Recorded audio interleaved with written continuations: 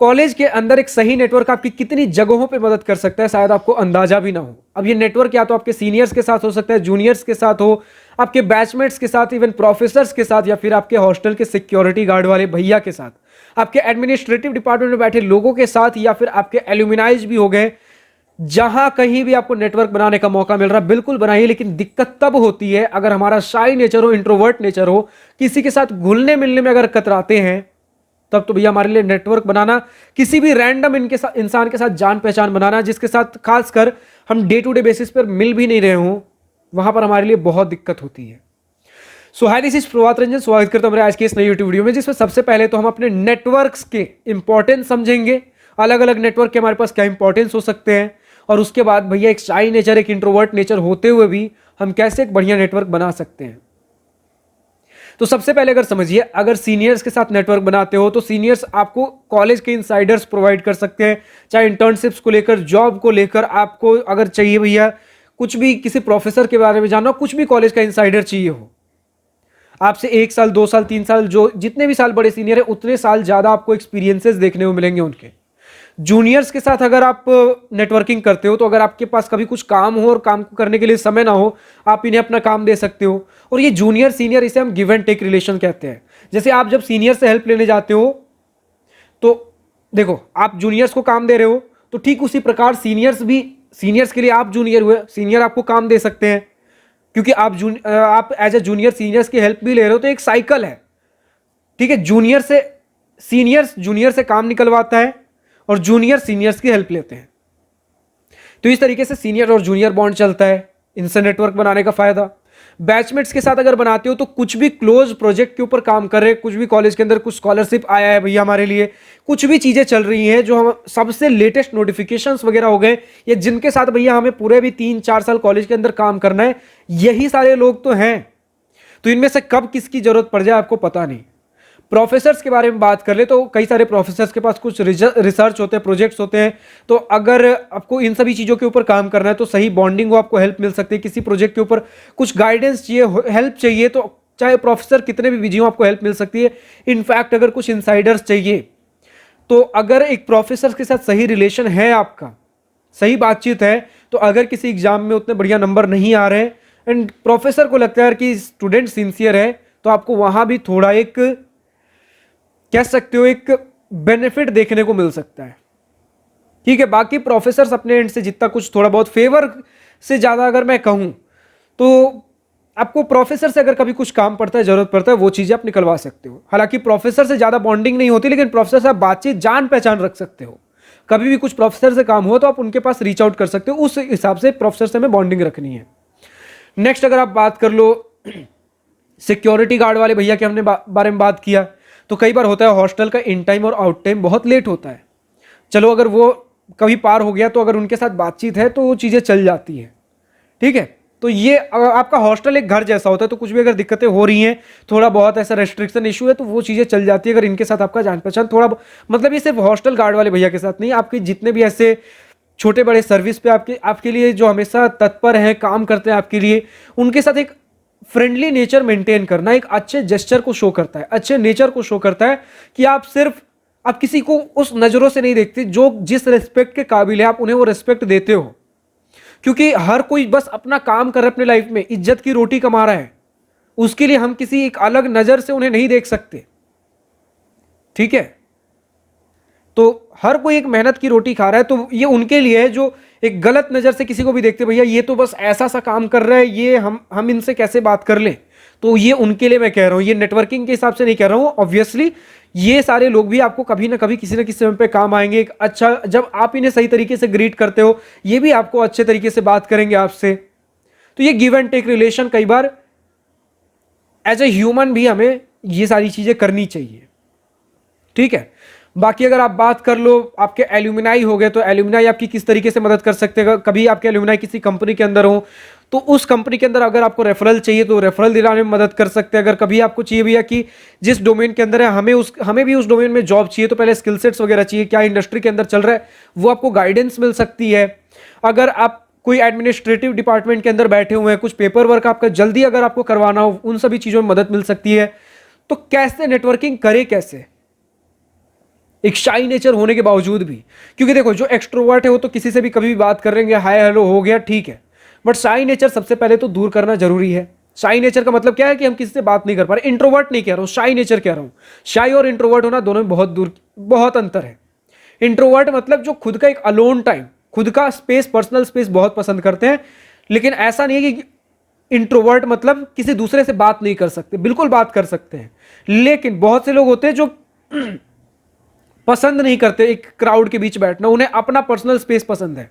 तो ये habit maintain करते करते कई बार लोगों से पब्लिक में बात करना इनका छूट जाता है। और हैबिट जब छूट जाता है तो तब वो धीरे धीरे उस नेचर में चले जाते हैं भैया कि हम दूसरों से बात करने में कतराते हैं, झिझकते हैं, इसलिए शाई नेचर बन गया हमारा।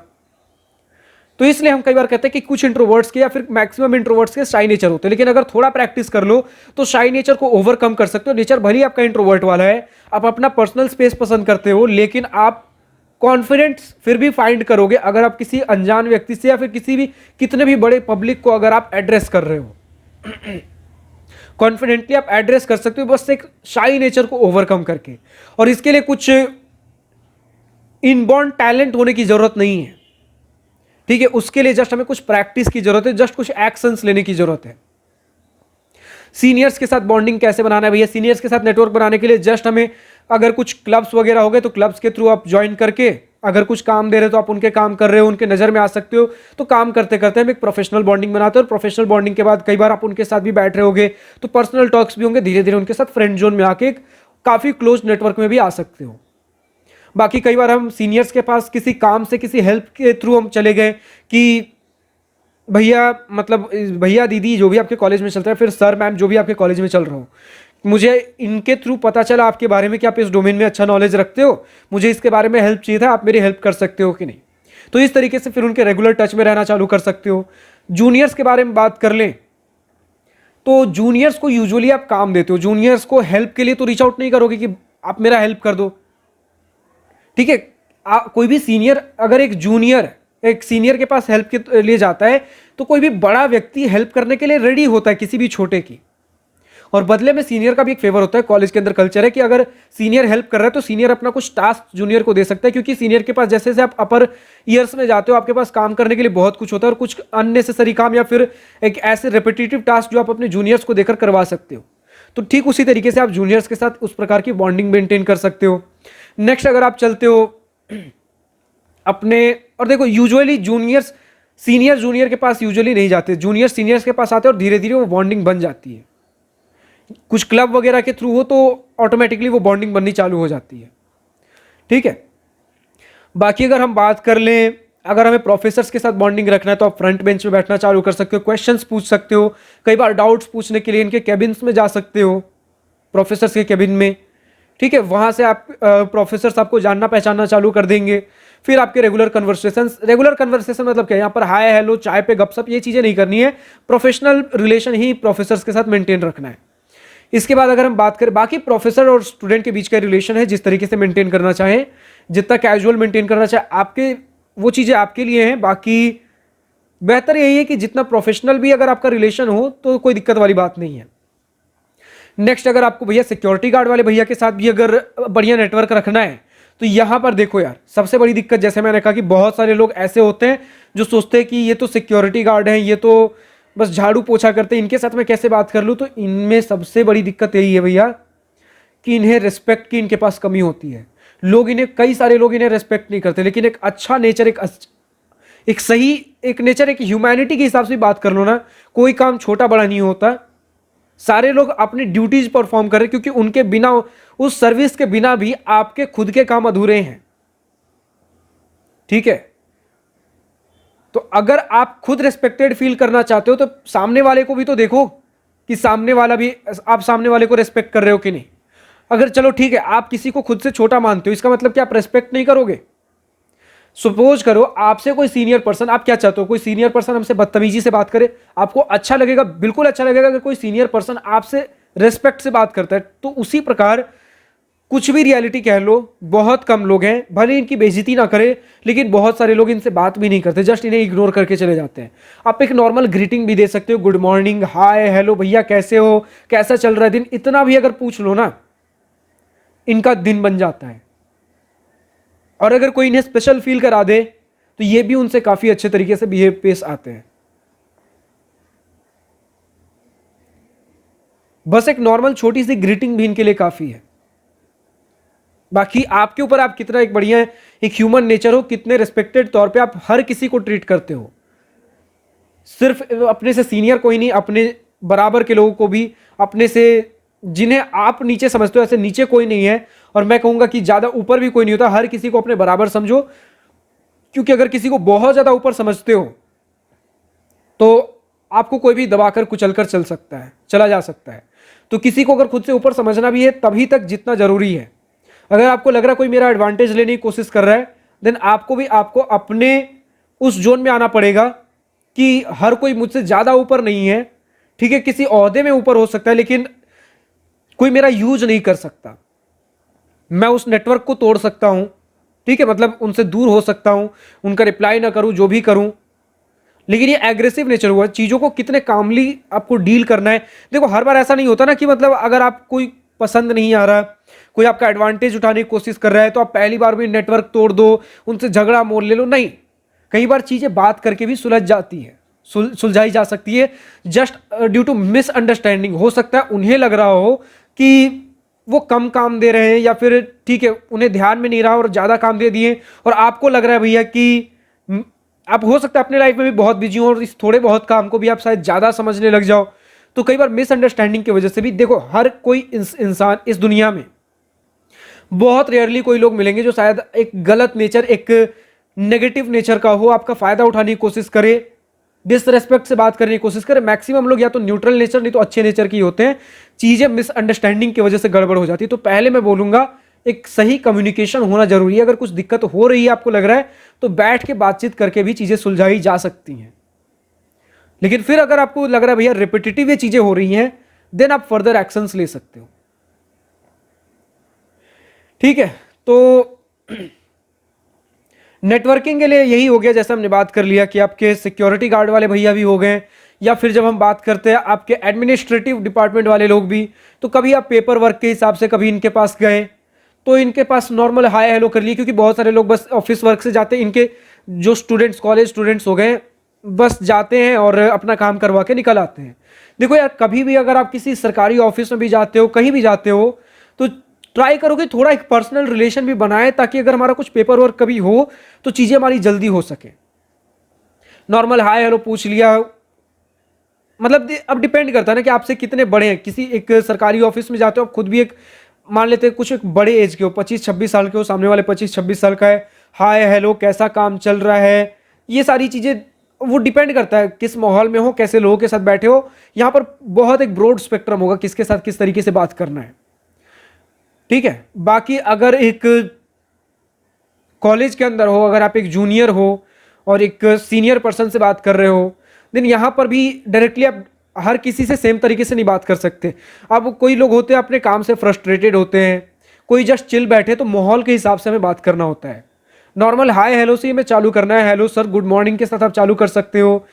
अगर पिछली बार हमारी बात हो चुकी है, कैसे हो सर, ठीक है, आज कैसा चल रहा है, अगर उनका मूड लाइट है तो बड़े खुश दिख रहे हैं सर, तो उस तरीके से अब डिपेंड करता है ना। थोड़ी कई बार हमें थोड़े बाउंड्रीज क्रॉस करने पड़ सकते हैं, मतलब जिन्हें हम सेफ नेचर कहते हैं। क्योंकि जब कैजुअल टोन में जाते हो ना, देखो प्रोफेशनल चीजें तो प्रोफेशनल होती ही हैं, वहां पर आप लिमिट्स रेगुलेशंस डिराइव कर सकते हो, लेकिन पर्सनल तौर पे सामने वाला पर्सन कैसा भी किस मूड में, उस हिसाब से हम चीजें बात करते हैं।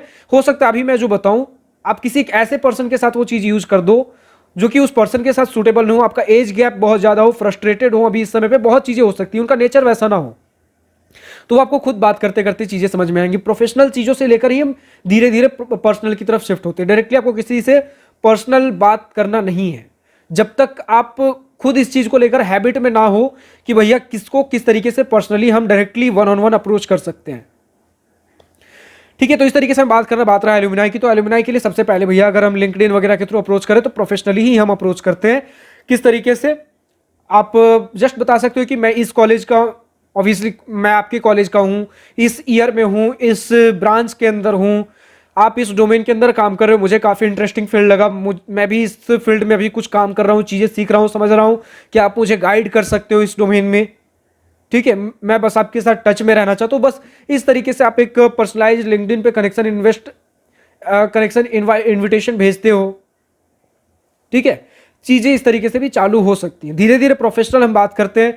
फिर जब वो आपके बारे में, जैसे हमने सीनियर्स के साथ बात किया था पिछले कुछ वीडियोज में हमने बात किया कि सीनियर्स के साथ किस तरीके से रिलेशन मेंटेन करना है, हमें बहुत ज्यादा किसी के साथ ओवर फ्रेंडली होने की कोशिश नहीं करनी है।